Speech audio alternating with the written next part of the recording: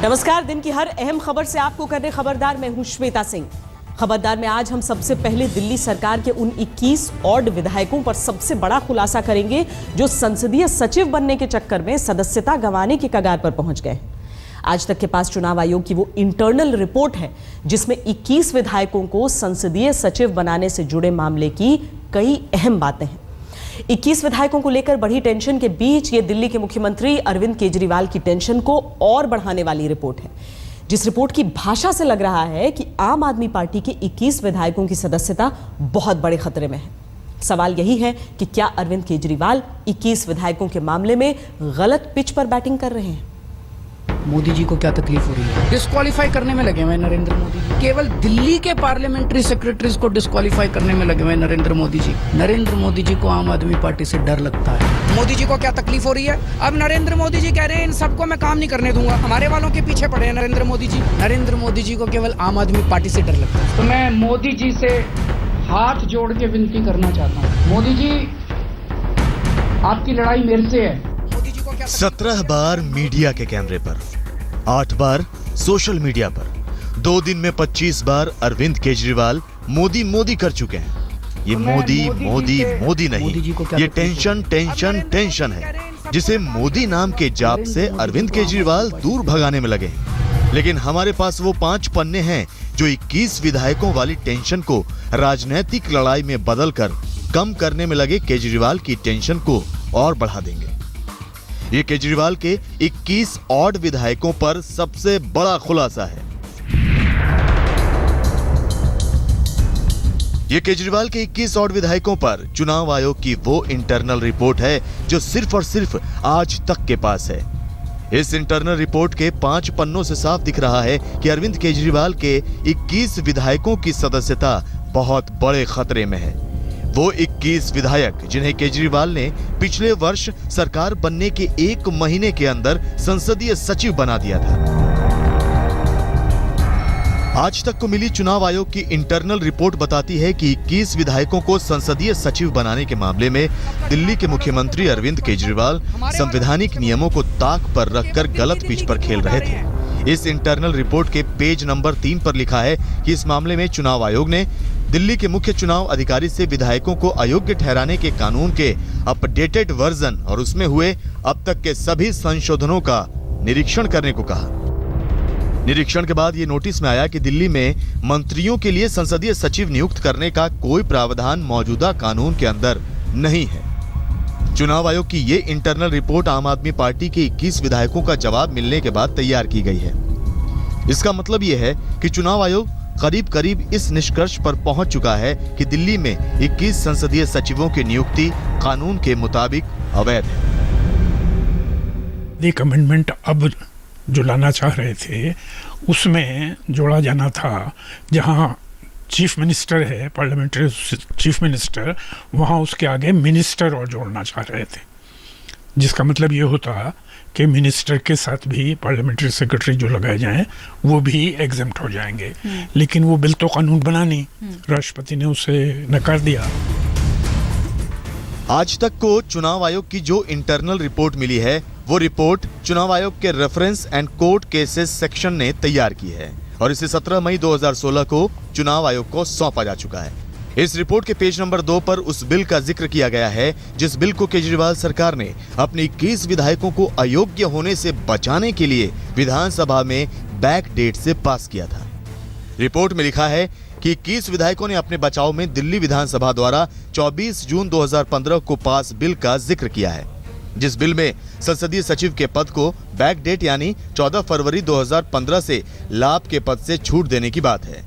लेकिन इसको इस आधार पर चुनौती दी जा रही है कि यह दिल्ली कैबिनेट में मंत्रियों की संख्या बढ़ाने का एक तरीका है, जबकि अनुच्छेद 239 AA 4 के मुताबिक दिल्ली सरकार में 7 से ज्यादा मंत्री नहीं हो सकते हैं। हालांकि 21 विधायकों को अयोग्य होने से बचाने वाले इस बिल को राष्ट्रपति ने सोमवार को खारिज कर दिया था। इसका मतलब है 14 संसदीय सचिव इनके हिसाब से लीगली बनते, 14 बनते का मतलब 100% मेंबरों मिनिस्टरों की संख्या में वृद्धि होती। भारत का संविधान परमिट कर रहा है केवल 10 पद है, 7 मंत्री। आप विधानसभा के नियम से बना रहे हैं 14 मंत्री पार्लियामेंट्री सेक्रेटरी, तो विधानसभा का कोई कानून भारत के संविधान को अमेंड नहीं कर सकता। आज तक के पास एक्सक्लूसिव चुनाव आयोग की जो इंटरनल रिपोर्ट है उसमें आम आदमी पार्टी के उन 21 विधायकों के जवाब भी बताए गए कि उन्होंने चुनाव आयोग के सामने इस मामले में बचाव के क्या क्या तर्क रखे हैं। इंटरनल रिपोर्ट के पेज नंबर 4 और 5 में बचाव की 4 मुख्य बातें बताई गईं। चुनाव आयोग की इंटरनल रिपोर्ट में यह भी लिखा है कि सभी 21 विधायकों ने एक जैसी ही सफाई दी है। इन्होंने बचाव में कहा है कि संसदीय सचिव की नियुक्ति के खिलाफ दिल्ली हाई कोर्ट में याचिका लंबित है, इसलिए उचित होगा कि हाई कोर्ट के फैसले का इंतजार किया जाए। दूसरा डिफेंस ये है कि संसदीय सचिव को कोई कार्यकारी अधिकार नहीं है और इसलिए वो प्रशासन का हिस्सा नहीं है। संसदीय सचिव का पद लाभकारी नहीं है, कोई विशेष रूप से ऑफिस सपोर्ट सिस्टम भी नहीं दिया गया है। हालांकि आज तक ने दिखाया था कि इन्हें ऑफिस अलॉट किए गए थे। बचाव में यह भी कहा गया है कि संसदीय सचिवों के पद से कोई जिम्मेदारी नहीं जोड़ी गई है। हालांकि दिल्ली सरकार खुद कहती है कि इन्हें काम पर लगा रखा था। तीसरा डिफेंस यह है कि सुप्रीम कोर्ट के कई फैसलों के तहत लाभ का पद तभी होता है जब सैलरी या फिर कोई लाभ मिले। स्टेटस, पावर और प्रभाव को लाभ में नहीं गिना जा सकता है। विधायकों का डिफेंस ये भी है कि सिर्फ गाड़ी या ऑफिस के इस्तेमाल को लाभ के पद के दायरे में नहीं रखा जा सकता है। 100 चूहे खा के बीजेपी हज को चली, तो बीजेपी जब पार्लियामेंट्री सेक्रेटरी बनाती थी तो लीगल है, तब तो संवैधानिक है। हम जब पार्लियामेंट्री सेक्रेटरी बनाए तो संवैधानिक नहीं है, इलीगल है। ये कौन सा पैमाना है? चुनाव आयोग की इंटरनल रिपोर्ट केजरीवाल के 21 विधायकों की सदस्यता पर खतरे का सीधा इशारा कर रही है।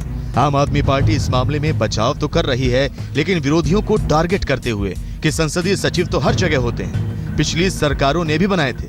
लेकिन सवाल यह है कि जब एक संसदीय सचिव का नियम था तो 21 क्यों बना दिए, और काम करने के लिए संसदीय सचिव बनाने की ही क्या जरूरत थी?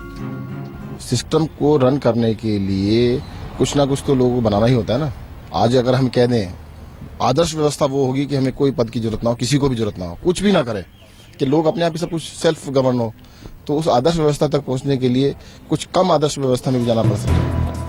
संसदीय सचिव देश में कई सरकारों में बनाए जाते रहे हैं। कई सरकारों में संसदीय सचिव हैं, लेकिन एक की जगह 21 संसदीय सचिव बनाने पर सवाल उठेंगे और ये पूछा जाएगा कि क्या इन 21 को संसदीय सचिव बनाकर सत्ता में आने के बाद राजनीतिक रेवड़ियां बांटी जा रही थी? पूनम शर्मा के साथ कपिल शर्मा, दिल्ली आज तक। क्या 21 विधायकों को संसदीय सचिव बनाने के मामले में दिल्ली के मुख्यमंत्री अरविंद केजरीवाल गलत पिच पर बैटिंग कर रहे हैं? ये सवाल चुनाव आयोग की उस इंटरनल रिपोर्ट के बाद उठे हैं जो इंटरनल रिपोर्ट इस वक्त आज तक के पास है।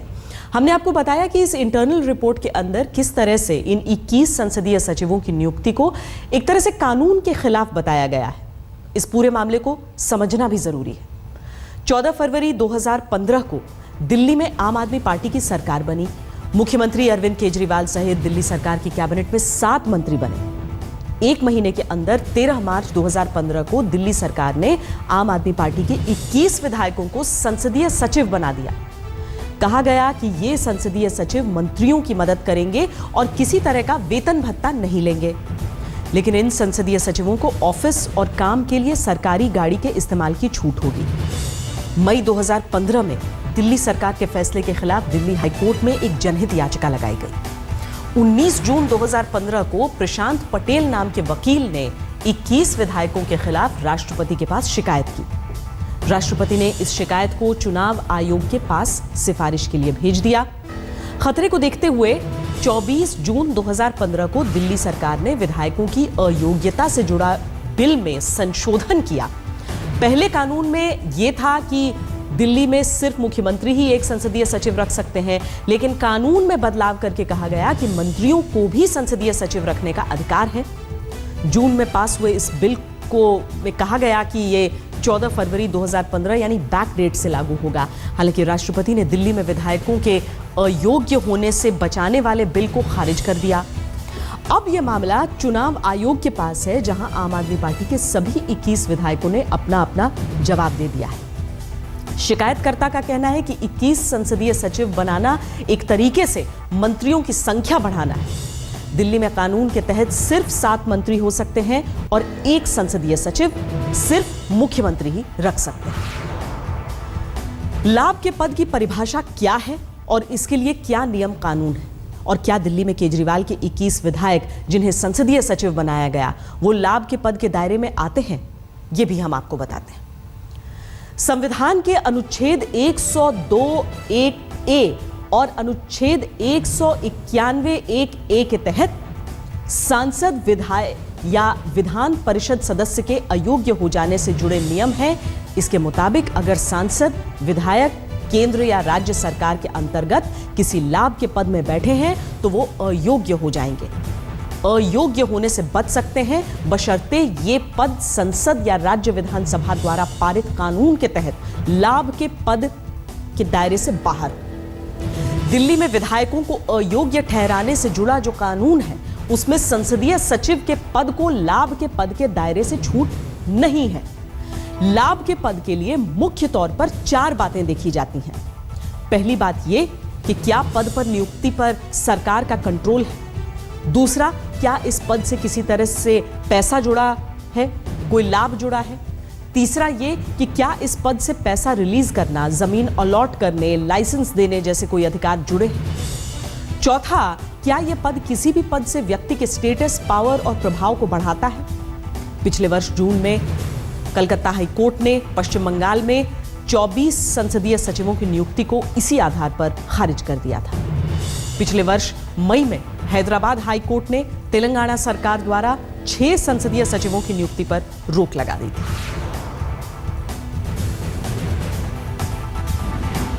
सवाल यह है कि अब आम आदमी पार्टी के 21 विधायकों का क्या होगा। अगर राष्ट्रपति दिल्ली सरकार के बिल पर साइन कर देते तो ये 21 विधायक अयोग्य होने से बच जाते, लेकिन राष्ट्रपति ने 21 विधायकों को बचाने वाले बिल को खारिज कर दिया। अब इन 21 विधायकों की किस्मत का फैसला चुनाव आयोग करेगा।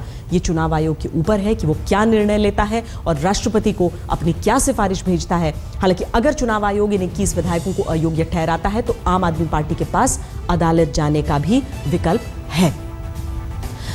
खबरदार, अब हम एक ब्रेक के लिए रुक रहे हैं। ब्रेक के बाद आपको दिखाएंगे कि भारत और अमेरिका के बीच चल रही प्रेडेटर ड्रोन्स वाली डील का क्या हुआ।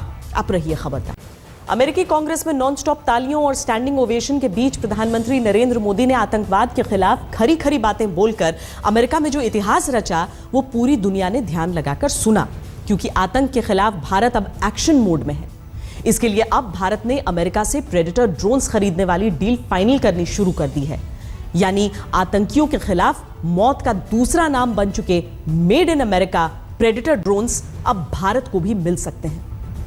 डील के मुताबिक अमेरिका से भारत 140 प्रेडेटर ड्रोन्स खरीदेगा, जिसमें 100 निगरानी ड्रोन प्रेडेटर XP शामिल हैं, जबकि 40 प्रेडेटर सी एवेंजर ड्रोन कॉम्बैट स्ट्राइक यानी युद्धक ड्रोन है।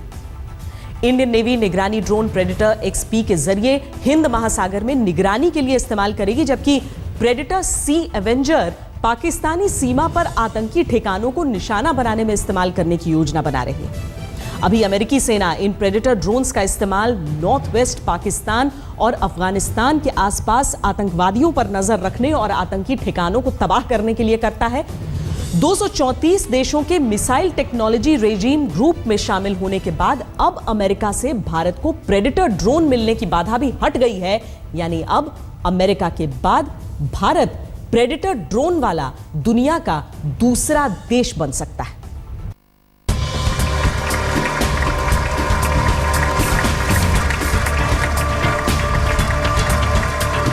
लेटेस्ट अमेरिकी यात्रा के दौरान जब प्रधानमंत्री मोदी और राष्ट्रपति ओबामा भारत की मिसाइल कंट्रोल क्लब में एंट्री पर हाथ मिला रहे थे, उसी दौरान गुपचुप तरीके से एक डील भी फाइनल हो रही थी।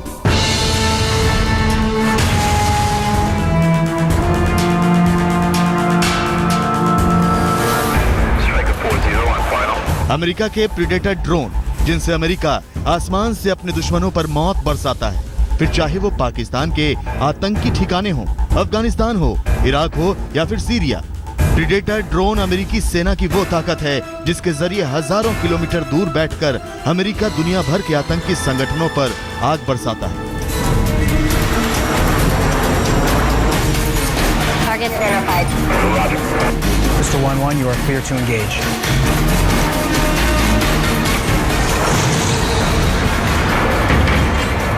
Weapons away, 25 seconds dead time.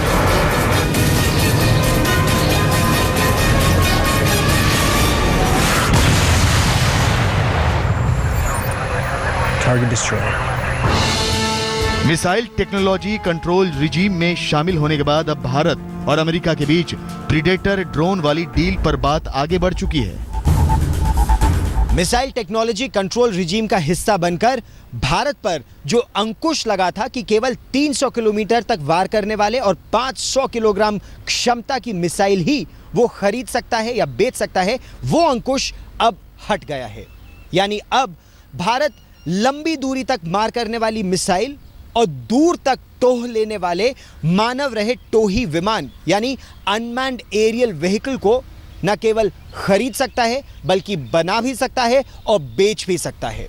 प्रधानमंत्री नरेंद्र मोदी की अमेरिका यात्रा की ये एक बड़ी सफलता है और अब प्रेडेटर ड्रोन्स भारत में बन भी सकेंगे और उम्मीद है कि आने वाले समय में ये न केवल मानव रहित टोही विमान रहेंगे बल्कि मानव रहित मारक विमान भी बन सकेंगे। नाम predator XP, type surveillance drone, 35 घंटे लगातार आसमान में चक्कर, 25,000 फीट की ऊंचाई तक उड़ने की क्षमता। भारतीय नेवी ऐसे 40 प्रीडेटर एक्सपी ड्रोन खरीदने की योजना बना रही है जिनके जरिए भारत की समुद्री सीमा में आसमान से ऊंची और दूर तक नजर रखी जा सके। मानव रहित और remote controlled predator XP drone समंदर में चीन और पाकिस्तान की हर हरकत पर पैनी नजर रख पाएंगे। नाम प्रीडेटर सी एवेंजर, टाइप युद्धक ड्रोन, 18 घंटे लगातार आसमान में चक्कर, 50,000 फीट की ऊंचाई तक उड़ने की क्षमता, लेजर गाइडेड मिसाइल और बॉम्ब से lace. Intel has identified enemy ballistic missiles. Preparing for launch. Priority target. Tasking all available assets.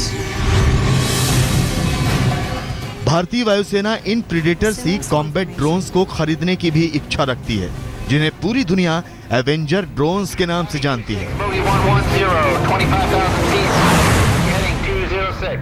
भारतीय वायुसेना ऐसे 100 प्रीडेटर सी कॉम्बैट ड्रोन अमेरिका से खरीदना चाहती है जिसके जरिए भारत के दुश्मन देशों की सीमा के अंदर टारगेट पर लेजर गाइडेड बम और मिसाइलों से अचूक निशाना लगाया जा सके।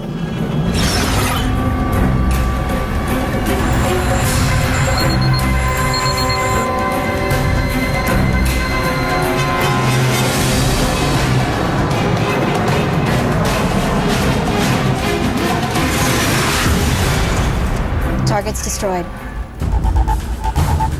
सीमाओं की निगरानी करने और वक्त पड़ने पर दुश्मन पर अटैक करने वाले दोनों तरह के प्रीडेटर ड्रोन्स को हासिल करने के लिए भारत अमेरिका के साथ बात कर रहा है। जानकार मानते हैं कि चीन और पाकिस्तान को ध्यान में रखते हुए प्रीडेटर ड्रोन वाली डील बेहद महत्वपूर्ण है। ये बहुत बड़ी उपलब्धि है। यदि MCTR के तहत यदि ये हमको अवेलेबल अमेरिका कर देती है तो इसका फ़ायदा होगा कि जितने आतंकवादी लोग पाकिस्तान में छुपे हुए हैं तो उनके जो मूवमेंट या लोकेशन का यदि कोऑर्डिनेट्स, उसका लॉन्गिट्यूड और लैंगिट्यूड, कोऑर्डिनेट्स का मतलब है लॉन्गिट्यूड और लैटिट्यूड, हमको पता चल जाता है और उसको यदि इनपुट डाटा के रूप में प्रीडेटर ड्रोन में फीड कर दिया जाता है तो उस टारगेट को तहस नहस करना, बर्बाद करना बहुत आसान हो जाता है। और इसी तकनीक को इस्तेमाल करके अमेरिका ने तालिबान के चीफ को उड़ाया था। प्रीडेटर ड्रोन की डील से पाकिस्तान और चीन को चिढ़ होना तो लाजमी है, लेकिन भारत किसी भी कीमत पर प्रीडेटर ड्रोन्स वाली डील को फाइनल करने की दिशा में आगे बढ़ रहा है। जितेंद्र बहादुर सिंह के साथ गौरव सावंत, दिल्ली आज तक। प्रेडेटर ड्रोन्स को खरीदने के लिए भारत की दिलचस्पी यूं ही नहीं है। प्रेडेटर ड्रोन्स की खासियतें ऐसी हैं कि दुनिया का कोई भी देश क्यों ना हो, इन प्रेडेटर ड्रोन्स को अपना बनाने की ख्वाहिश रखता है। अमेरिका ने प्रेडेटर ड्रोन्स के जरिए पाकिस्तान, अफगानिस्तान और इराक तक में आतंकियों को मौत के घाट उतारा है। साल 2009 में पाकिस्तान के वजीरिस्तान में छिपे तालिबानी आतंकवादी बैतुल्ला महसूद को अमेरिका ने प्रेडेटर ड्रोन के जरिए मिसाइल अटैक करके मारा था। साल 2009 में पाकिस्तान में ही छिपे ओसामा बिन लादेन के बेटे साद बिन लादेन को भी अमेरिका ने प्रेडेटर ड्रोन के जरिए मौत के घाट उतारा था। मार्च 2016 में अमेरिका ने प्रेडेटर ड्रोन अटैक करके सीरिया में आईसिस के कमांडर अब्दुल रहमान अल कादली को मारा था और जिहादी जॉन के नाम से कुख्यात आईसिस के आतंकवादी को भी नवंबर 2015 में अमेरिका ने प्रेडेटर ड्रोन के जरिए निशाना बनाकर मार गिराया था। इसके अलावा मई 2016 में अफगान तालिबान आतंकी मुल्ला मंसूर की मौत भी पाकिस्तान में अमेरिकी प्रेडेटर ड्रोन हमले में हुई थी। ये पांचों ग्लोबल आतंकवादी थे जो पूरी दुनिया में आतंकवाद की जड़ें फैला रहे थे। इन चारों की मौत प्रेडेटर ड्रोन के हमले में हुई थी, यानी आतंकवाद और आतंकवादियों को मिटाने में प्रेडेटर ड्रोन ब्रह्मास्त्र की तरह है। ये बात भारत को भी पता है, इसीलिए वो पाकिस्तानी सीमा पर पैर जमाए बैठे आतंकवादियों और आतंक के अड्डों को प्रेडेटर ड्रोन के जरिए तबाह कर देना चाहता है। Clear to engage. Laser on.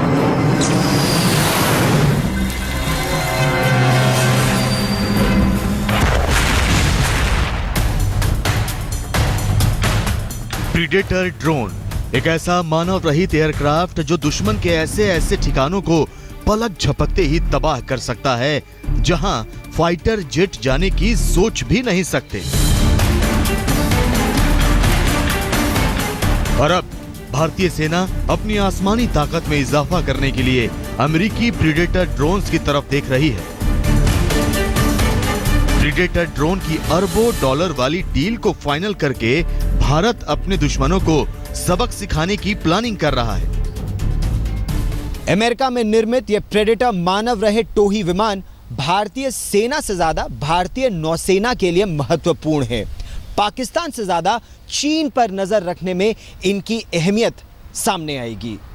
ये लंबी दूरी तक और देर तक दुश्मन की टोह ले सकते हैं। भारतीय नौसेना हिंद महासागर और दक्षिण चीन सागर में चीन की बढ़ती गतिविधियों पर नजर रखने के लिए इन प्रेडेटर मानव रहित टोही विमानों का इस्तेमाल करना चाहती है।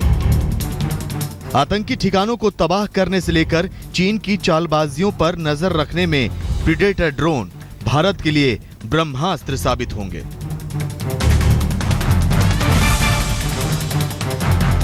भारत पाकिस्तान सीमा पर एलओसी के बेहद नजदीक पाकिस्तान की धरती पर फलते फूलते टेरर कैंपों को तबाह करने में प्रीडेटर बड़े काम की चीज साबित होंगे। पाकिस्तान प्रायोजित हाफिज सईद जैसे आतंकवादियों द्वारा पीओके में भारत विरोधी रैलियों पर नजर रखने में प्रीडेटर XP सर्विलांस ड्रोन को महारत हासिल होगा। इसके अलावा हिंद महासागर में भी प्रीडेटर XP ड्रोन को तैनात करके चीन की हरकतों पर नजर रखने की योजना बनाई जा रही है। टेक्निकल कॉम्पिटेंस क्षमता हमारे पास आ जाती है तो ये बहुत बड़ी उपलब्धि होगी और पाकिस्तान जिस आतंकवादियों को पनाह दे रहा है जो हमारे राष्ट्र हित में नहीं काम करते हैं उनके लिए बच के रहना बहुत मुश्किल हो जाएगा। इससे एक चीज़ और होगा कि आतंकवादी यदि समझते हैं कि उनके मूवमेंट सर्विलेंस में है हिंदुस्तान प्रीडेटर ड्रोन की वजह से, तो वो जो खुलेआम पाकिस्तान में घूमते हैं या जम्मू एंड कश्मीर में कांटेक्ट करते हैं या उनके हैंडलर्स घूमते हैं, तो उनके यदि सर्विलेंस हम बहुत इफेक्टिवली करें तो वो भी उनसे जूझा जा सकता है और उनके जो मिनास है उनका जो नेगेटिव इम्पैक्ट है उसको कम किया जा सकता है।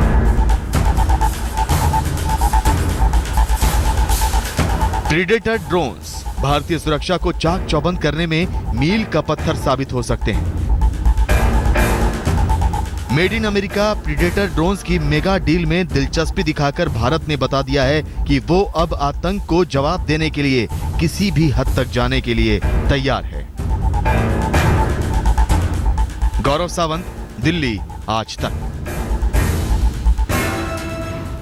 कोई खुद को MBA बताए और एलिफेंट की स्पेलिंग न लिख पाए, ऐसा हो सकता है क्या?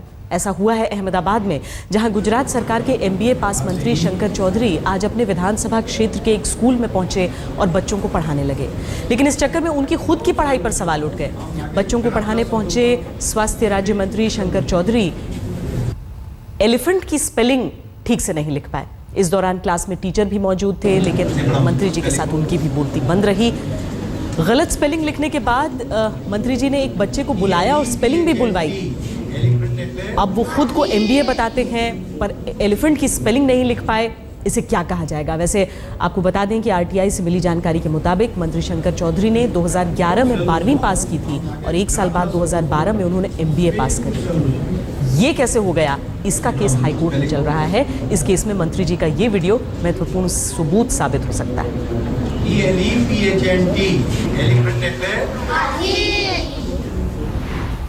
अब आपको चीन के शंघाई शहर में आज ही खुले डिज्नीलैंड की मनमोहक तस्वीरें दिखाते हैं। ये चीन का पहला इंटरनेशनल थीम पार्क है जो 4 वर्ग किलोमीटर में बना है। 5 साल में 36,492 करोड़ रुपए के खर्च से बना चीन का डिज्नीलैंड दुनिया का सबसे बड़ा डिज्नीलैंड है। इसमें hotel, resort, swimming pool, park बने हैं। चीन के इस डिज्नीलैंड में बने कासल यानी महल की ऊंचाई 196 फीट है। इस पार्क में क्लासिक डिज्नी फिल्में, लेजर शो, डिज्नी की राजकुमारियों के घरों के साथ साथ चीनी संस्कृति भी देखने को मिलेगी। चीन में बना यह डिज्नीलैंड दुनिया का 6ठा डिज्नीलैंड है।